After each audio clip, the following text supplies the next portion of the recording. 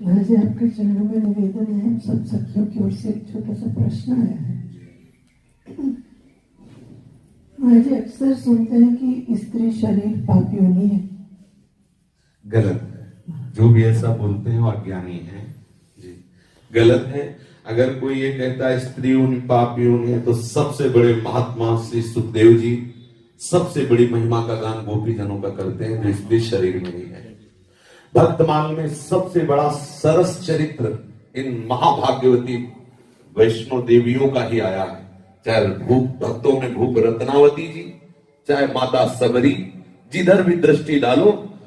आज अभी कुछ समय पहले पूज्यपाद श्री हरि बाबा उड़िया बाबा के बीच में अगर सिंहिनी की तरह कोई सुशोभित होती थी तो आनंदमयी माता शोभित होती। बड़े बड़े परम हंसों के बीच में आसन मिलता था आनंदमयी माता का। राधा बाबा कहते थे जब माता मेरे सामने होती थी तो लगता था साक्षात जगदम्बा बैठी हुई है।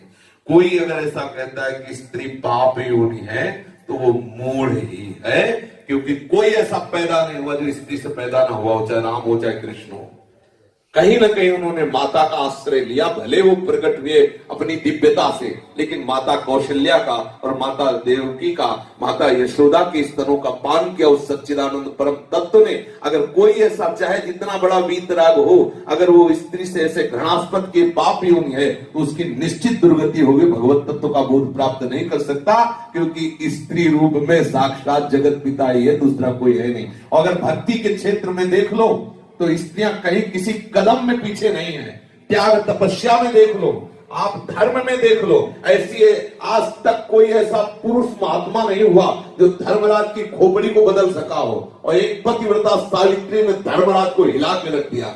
आज तक कोई ऐसा महात्मा पैदा नहीं हुआ जो भगवान ब्रह्मा विष्णु महेश को अपने अधीन कर लिया हो। एक पातिव्रत धर्म के भजन के प्रभाव से देवी अनसुईया ने ब्रह्मा विष्णु महेश को 6-6 महीने के बालक बनाकर अपने आप पालने पे झुला दिया। अगर कोई नारी को कोई साधारण समझे तो बिल्कुल गलत है। नारी जैसी कोई महान शक्ति नहीं। कोई भी कितना भी बड़ा वैरागी हो, कभी ऐसा नहीं बोल सकता कि स्त्री निंदनीय है। अगर स्त्री निंदनीय तो तू कहां से आ गया, आसमान से पैदा हुआ क्या?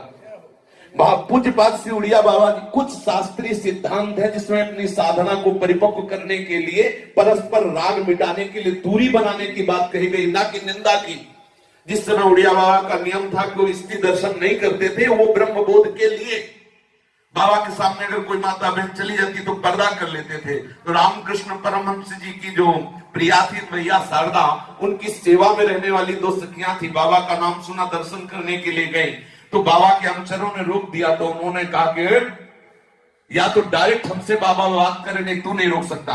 अब वो तो देवियां थी, कैसे उन किसी की सामर्थ्य को हाथ पकड़ ले। सीधे उड़िया बाबा के पास गई, उड़िया बाबा ने ऐसे पर्दा कर लिया। तो उन्होंने कहा महात्मा मैंने तो सुना है कि तुम ब्रह्मबोध संपन्न हो। यदि ब्रह्मबोध संपन्न हो तो ब्रह्म के सिवा और कोई है नहीं, तो किसके लिए पर्दा? और अगर ब्रह्मबोध संपन्न नहीं तो आकाश से नहीं पैदा हुए, किसी मां से पैदा हुए होंगे, फिर ये कैसा पर्दा? बाबा ने हटा दिया चला, और जीवन भर के लिए हटा दिया। और सबसे तो अगर ये कोई कहता है स्त्री पाप योनि है, तो उससे हम प्रार्थना करके पूछ सकते हैं कि क्या गोपियों से भी बड़ा कोई परमहंस हुआ इस सृष्टि में? गोपियों की चरण धूलि कौन नहीं वंदना की, चाहे उद्धव हो, चाहे सनकादि हो, चाहे नारदादि हो, बड़े बड़े महात्माओं ने गोपियों की चरण धूलि की वंदना की। अगर प्रगट लीला में देखो तो ब्रजवासी गोपियां साक्षात स्त्री शरीर में ही थी, कोई ऐसा महात्मा ना हुआ। भीष्म जी अंतिम समय में गोपियों का स्मरण कर, भीष्म जैसे परम ब्रह्मचारी, सुखदेव जी जैसे परम ब्रह्मचारी महात्माओं ने गोपियों की चरण धूलि वंदना की।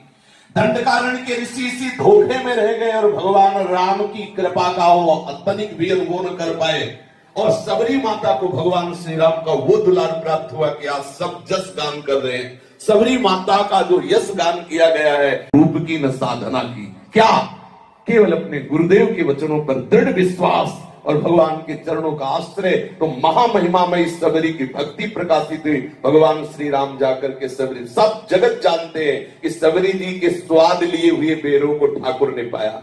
ऐसा कैसे कोई कह सकता है कि स्त्री निंदनीय है? अगर स्त्री निंदनीय है तो कोई है ही नहीं। जो है सो स्त्री से है, बोलो, जो है सो स्त्री से है।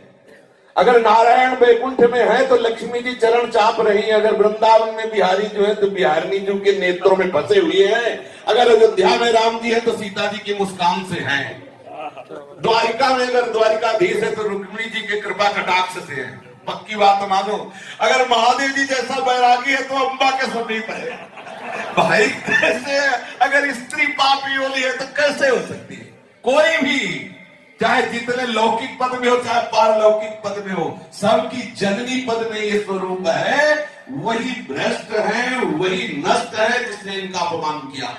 शास्त्रों में मर्यादा बनाई गई है राग रहित होने के लिए, ना कि इनके प्रति निंदा करने के लिए, ना कि इनकी अवहेलना करने के लिए, ना कि इनके, अगर ये पाप योनि है तो महात्मा कहां से पैदा हो गया? क्या पाप योनि से कोई महात्मा पैदा होता है?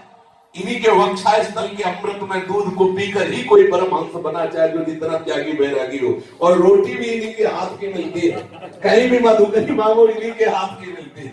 और सही मानो तो साक्षात प्रभु ही दोनों रूपों में विराजमान है। स्त्री पुरुष का भेद तो केवल हमारी माइक वृद्धि के कारण है, वही सच्चिदानंद प्रभु। अगर हम कहीं ऐसी भावना करते हैं कि स्त्री से दूरी बना के रखना चाहिए तो राग त्याग की, स्त्री साधक को पुरुष शरीर से, पुरुष साधक को स्त्री शरीर से, केवल राग त्याग की वार्ता है।